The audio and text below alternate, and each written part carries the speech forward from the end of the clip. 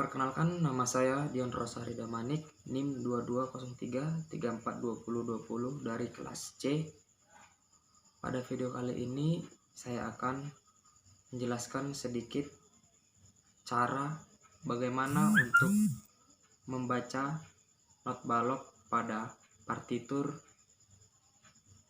alat musik gitar.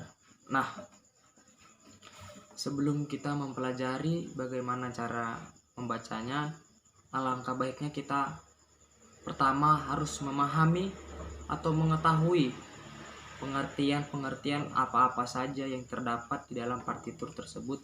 Contohnya seperti nama not, apakah itu not penuh, not seperdua, seperempat, seperdelapan, seper16, apakah seper32. Kita juga harus memahami bentuk-bentuk not, tanda istirahat, dan nilai nada tersebut juga harus kita ketahui. Nah, selain tanda-tanda tadi itu juga dalam partitur juga tentu saja terdapat yang namanya tempo.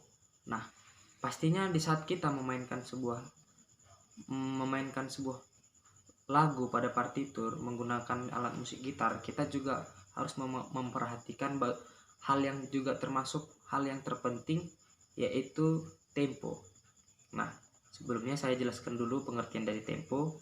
Tempo adalah waktu, kecepatan dalam ukuran langkah tertentu, kecepatan dengan membandingkan gerak atau gerak tari tertentu.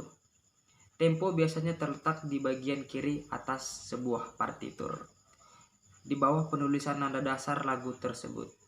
Tanda ini digunakan untuk menyatakan kecepatan yang tepat, atau dianjurkan sang komposer untuk memainkan atau menyanyikan sebuah karya musik, atau kita memainkan partitur tersebut. Nah, berikut adalah bentuk-bentuk tempo dan juga keterangannya. Yang pertama, grave.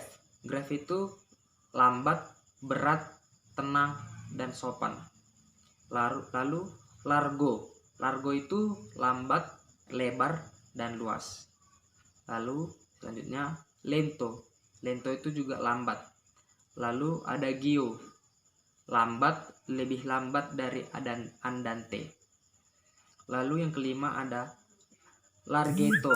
Larghetto itu lambat, lebar, tidak selambat largo. Lalu yang keenam ada adagiote.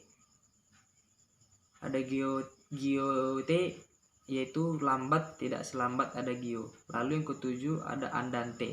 Andante itu sedang, langkah santai.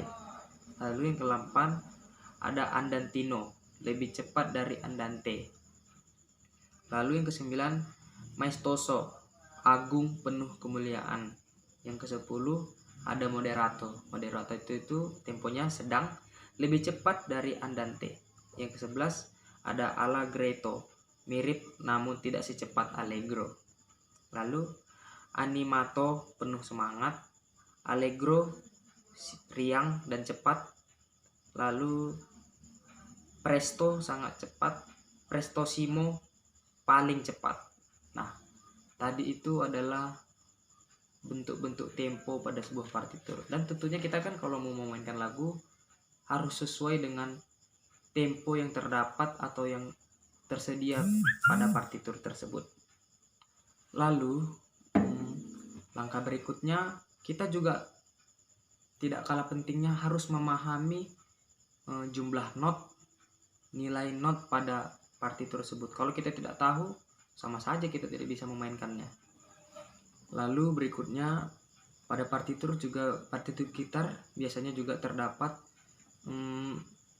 untuk membantu kita, memudahkan kita dalam penjariannya. Biasanya itu di dalam partitur tersebut terdapat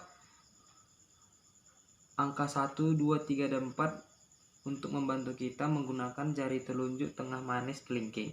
Nah, jadi 1, 2, 3, angka 1, 2, 3, 4 itu adalah simbol untuk jari-jari yang ada di sebelah kiri, jari tangan sebelah kiri kita. Nah, kalau angka 1 berarti jari telunjuk, angka 2 jari tengah, angka 3 jari manis, dan angka 4 jari kelingking.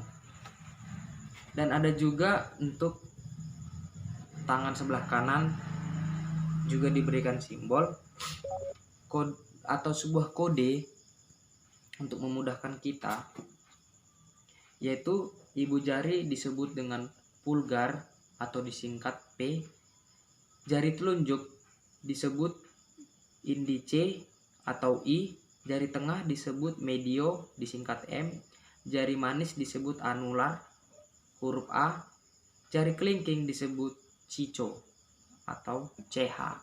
Jadi penjarian tersebut sangat membantu kita untuk memudahkan kita dalam memainkan sebuah partitur gitar dan menerapkannya pada alat musik gitar. Nah, jadi yang menjadi hal yang terpenting juga untuk memainkan sebuah partitur ini, tentunya kita harus yang terpenting juga kita harus mengetahui nada. Jadi kalau kita tidak tahu nada, sama saja kita tidak bisa memainkan sebuah partitur, ya kan? Jadi berarti di sini saya akan memberikan satu contoh partitur dan saya akan memainkannya. Partitur ini berjudul Romance d'Amour. Partitur ini sangat umum sekali digunakan. Baik, berikut saya akan mainkan.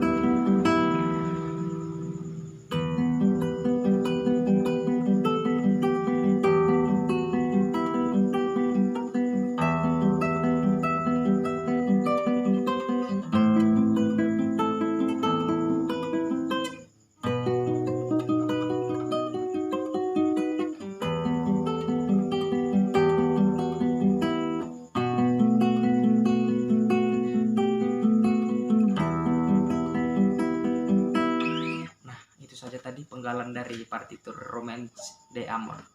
Jadi sebenarnya sih harus banyak-banyak berlatih, dan